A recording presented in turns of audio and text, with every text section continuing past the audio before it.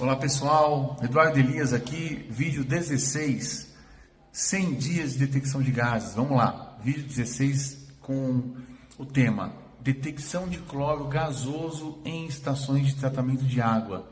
Claro que o cloro na forma de gás, ele também, essas dicas vão servir para locais onde tem o cloro, né, em gás de forma geral, mas a gente vai falar um pouco mais específico das estações de tratamento de água, que a gente atende alguns clientes nesse sentido, né? Então a gente vai passar um pouco desse cenário. No caso do cloro, na forma de gás, ele é vamos pensar que ele é uma das ferramentas mais eficazes que existem para fazer vamos dizer assim, uma desinfecção, né, da água ali que é fornecida. Então ele é potente, ele é eficiente.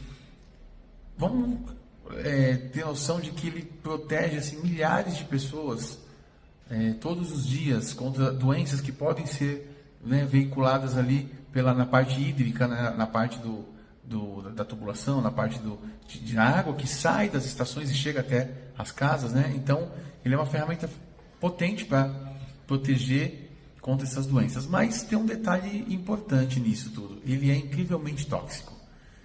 Então, numa unidade de tratamento, assim, um vazamento mesmo pequeno, ele pode se tornar uma emergência fatal em coisa de segundos. Porque se a gente analisar os sistemas que a gente utiliza para detectar o gás cloro, os protocolos que são feitos de segurança dos operadores, isso tudo ajuda a manter, né, as estações de tratamento livres desses acidentes. E como que a gente faz a detecção do cloro de uma forma que a gente entenda o real perigo? Então, para detectar o cloro, a gente precisa entender como que ele se comporta. Vamos lá. O cloro, ele tem 2,5 vezes, né? Ele é cerca de 2,5 vezes mais pesado que o ar. Então, o que isso significa? Se tiver um vazamento, o gás não dispersa para cima, ele vai para baixo. Então, ele se acumula nas áreas baixas, nas valetas, ao longo do piso.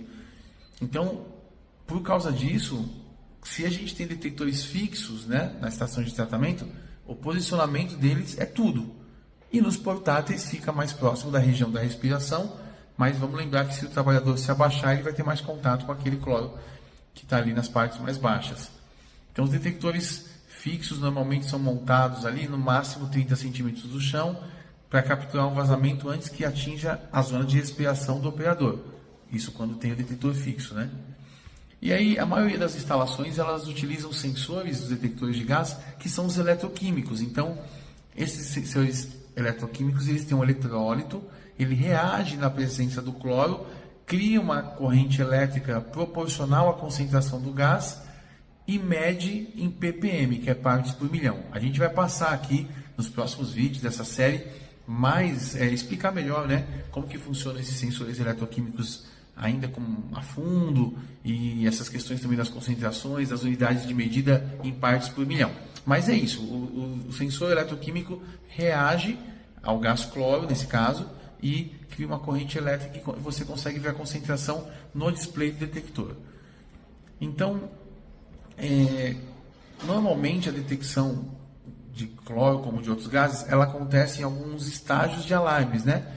Então, entre meio e 1 ppm, o alarme baixo é acionado. Então, se for um fixo, vai ativar a luz, né, a sirene ali, o alarme visual, né, estroboscópico, e pode-se aumentar a ventilação do recinto. Então, 3 ppm, de forma geral, é um alarme alto. Então, as luzes vermelhas piscam, aí é um alarme mais intenso. Nesse estágio, normalmente se fecha as válvulas de suprimento de cloro, alerta serviços de emergência, exige evacuação ali imediata, porque os sistemas assim, mais modernos, eles são integrados, aquelas redes que a gente chama de escada, né? Então, permite que os operadores eles monitorem os níveis de gás remotamente com segurança, quando existem, né, os detectores fixos nesses locais. E aí os portáteis, eles servem realmente para a intervenção do pessoal da manutenção, dos trabalhadores que tem que circular ali na estação de tratamento, tem que fazer as manutenções. Então os fixos protegem, como a gente já falou no outro vídeo, a planta e o processo, né? E claro, as pessoas também que estiverem ali, acabam sendo protegidas, e o portátil é realmente para andar com o colaborador enquanto ele tiver que fazer uma intervenção, né, em um trabalho ali, aliado ao detector fixo. O detector portátil vai dar a real noção para ele se pode ou não permanecer naquele ambiente. E os detectores de gases, a gente tem falado aqui, eles só salvam as vidas se eles estiverem funcionando. Como que a gente sabe se eles estão funcionando? Vamos voltar no teste de resposta, que é o bump test, e na calibração, que é o ajuste. Então, teste de resposta, só para lembrar o conceito aqui, verificação rápida, coloca um cilindro de gás padrão ou um gerador, nesse caso de cloro, que é o melhor dos mundos, porque o cloro é um gás chato pra caramba, em termos de grudar na parede do cilindro, ele também some, né, do cilindro em pouco tempo, ele possui propriedades assim que daqui a pouco você estava com o cilindro cheio, você não tem mais nada no cilindro, ou muito pouco. Então tem um teste de resposta, ele é feito com um cilindro de gás ou com um gerador. A calibração também, ela é um processo, né, que vai, além de checar como que está o detector calibrado, pode-se fazer, deve-se fazer o ajuste se ele estiver desajustado. Então esses procedimentos garantem que os detectores de cloro estejam realmente lá, prontos para responder à altura, né? E a gente tem que lembrar que os detectores fixos, eu tenho muito falado isso, não são suficientes ali numa estação de tratamento. Então, os detectores fixos vão ajudar, vão manter o painel de controle, tudo ali monitorando as estações para saber como é que está o nível de cloro, mas os operadores sempre devem importar um monitor de gás, um detector pessoal, preso na zona de respiração, perto, né, do colarinho, para garantir essa proteção durante as rondas, as manutenções na estação de tratamento. É importantíssimo isso. Então, como a gente já vem falando aqui, o detector fixo complementa o de cloro e vice-versa.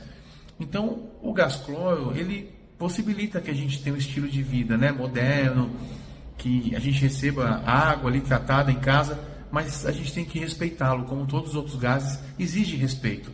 Então, posicionar corretamente os sensores fixos, manutenção rigorosa, né, uma cultura de segurança em primeiro lugar, são as coisas que realmente nos aliviam, né, nos previnem dos desastres. Então, se vocês gostaram desse conteúdo, deixa o like. Espero que vocês estejam compartilhando esse conteúdo dos 100 dias com as pessoas, para chegar em alcançar mais pessoas ali que possam, no seu dia a dia dos gases, agora especialmente do cloro, saber que se respeitar os limites de tolerância, se respeitar a forma como o gás cloro se comporta e ficar de olho nos sensores fixos ou nos portáteis, atuar quando tiver os alarmes, nada de pior vai acontecer. Tá bom, pessoal? Então, o gás cloro em qualquer área, em qualquer empresa ou até indústria, mas principalmente nas estações de tratamento, é um gás que pode ser gerado, é muito letal, é fatal, mas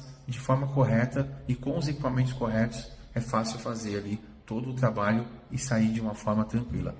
Beleza? Amanhã a gente tem mais 100 dias de detecção de gases. Vamos juntos nessa campanha. Realmente curte e compartilha.